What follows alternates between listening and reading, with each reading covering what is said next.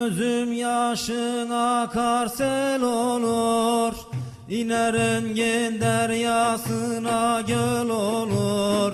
Mevlam gözüm yaşın akar sel olur, İnerin gen deryasına göl olur.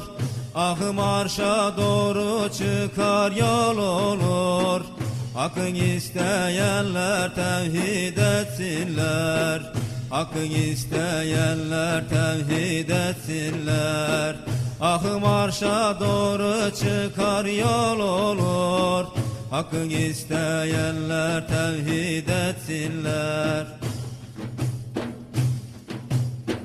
Derviş olanların barı baş olur, Dili tevhid söyler gözü yaş olur.